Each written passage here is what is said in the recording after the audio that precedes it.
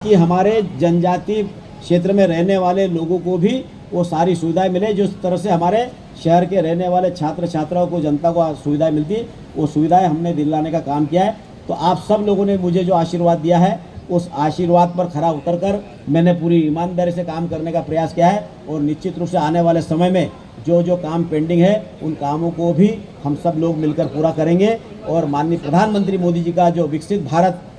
का जो उन्होंने संकल्प लिया है 2047 तक, तो 2047 के भारत को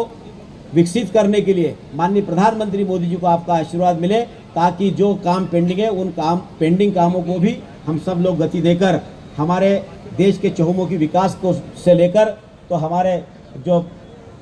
पुराने जो कई ऐसे विषय थे उन विषयों को भी हमारे माननीय प्रधानमंत्री मोदी जी, चाहे धारा 370 की बात कर लो, चाहे राम मंदिर निर्माण की बात कर लो, या हमारे सेना को मजबूत करने की बात कर लो, सीमाओं को मजबूत करने की बात हो, सेनाओं को भी जो आधुनिक हथियार और आधुनिकता से जो हमारे माननीय प्रधानमंत्री मोदी जी ने जो पूरी तरह से लेस करने का काम किया है, वो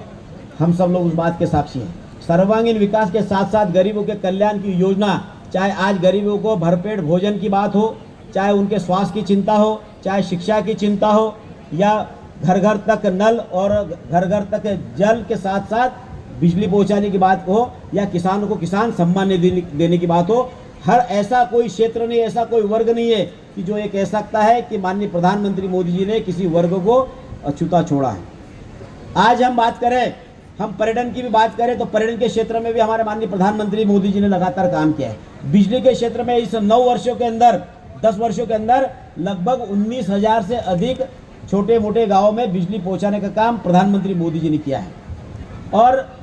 घर, चाहे गरीबों को पक्की छत का मकान हो, चाहे माताओं बहनों को शौचालय की बात हो, चाहे धुएं से मुक्ति की बात हो, हर किसी के लिए कुछ न कुछ देने का काम किया है। तो ऐसे 2047 के नए भारत की कल्पना जो माननीय प्रधानमंत्री मोदी जी ने की है, वो नए भारत को हम सब लोग माननीय प्रधानमंत्री मोदी जी के कार्यकाल में हमको देखने को मिल रहा है। और खंडवा की सबसे बड़ी समस्या थी, क्योंकि आजकल कहीं पर भी जाना है तो पासपोर्ट बनाना पड़ता है, और पासपोर्ट बनाने के लिए हमको या तो इंदौर जाओ या भोपाल जाओ, और इंदौर और भोपाल जो जाता है तो उस परिवार को कम से कम एक बार में किसी का पासपोर्ट मैं समझता हूँ कि बनता नहीं है। जब जाता है तो कोई ना कोई क्यूरी निकलती। जब मेरा पासपोर्ट बनाने के लिए मैं गया तो मेरे 4 बार क्यूरी निकली, और एक बार जाओ तो 5 से 7 हज़ार रुपये उस परिवार का खर्चा होता है। वो पासपोर्ट के यहाँ की डिमांड को भी हमने पूरा किया, और 29 तारीख को संभवतः 29 तारीख को पासपोर्ट का उद्घाटन भी हमारे प्रदेश के यशस्वी मंत्री माननीय नगरीय प्रशासन मंत्री माननीय कैलाश विजयवर्गीय जी आएंगे और उसका उद्घाटन भी करेंगे। उसी के साथ साथ 29 तारीख को हमारे खंडवा के लिए और सौगात मिली, पासपोर्ट ऑफिस का भी उद्घाटन होगा, और हमारे महाराणा प्रताप जी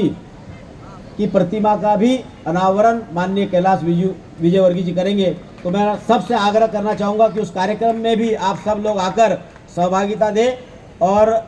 आने वाले समय में और हम क्या क्या कर सकते हैं, चाहे हमारे यहाँ रूदी का जो ग्रोथ सेंटर है, उस रूदी के ग्रोथ सेंटर को भी डेवलप करने के लिए सब व्यापारी बंधुओं के साथ में बैठकर वहाँ पर भी उसको हम जो आप सुविधाएं मांगे उस सुविधाओं को देने का हमारी तरफ से प्रयास करेंगे, ताकि छोटे छोटे उद्योग वहाँ लगे। छोटे छोटे उद्योग लगेंगे तो निश्चित रूप से हमारे यहाँ के युवाओं को रोजगार मिलेगा, और युवाओं को रोजगार मिलेगा तो हमारे खंडवा में खुशहाली रहेगी। और इतना बड़ा रेलवे स्टेशन बनने के बाद निश्चित रूप से यहाँ पर रोजगार के भी अवसर मिलेंगे। जिस तरह से बड़े बड़े जो रेलवे स्टेशन है, जो एयरपोर्ट है, वहाँ पर अंदर ही एक व्यापार करने के लिए जो शॉप लगाई जाती है, यहाँ पर भी इस तरीके की शॉप लगेगी, ताकि यहाँ के युवाओं को रोजगार के अवसर इस रेलवे स्टेशन के माध्यम से मिलेंगे। तो आने वाले समय में आप सबका आशीर्वाद, आपका प्यार हम सबको मिले, और आने वाले समय में हम सब लोग आपके मंशानुरूप काम करते रहे। आज के इस अवसर पर आप इतनी बड़ी संख्या में आए, आप सबकी तरफ से मैं माननीय प्रधानमंत्री मोदी जी को और माननीय रेल मंत्री अश्विनी वैष्णव जी को और हमारे रेल विभाग के समस्त अधिकारी कर्मचारियों को बहुत बहुत धन्यवाद देता हूँ कि आपने पॉजिटिवली रिपोर्ट बनाकर भेजी, और खंडवा के लिए इतनी बड़ी सौगात दिलाने के लिए जो आपने सहयोग किया, उसके लिए आप सभी को बहुत बहुत धन्यवाद। जय हिंद, जय भारत।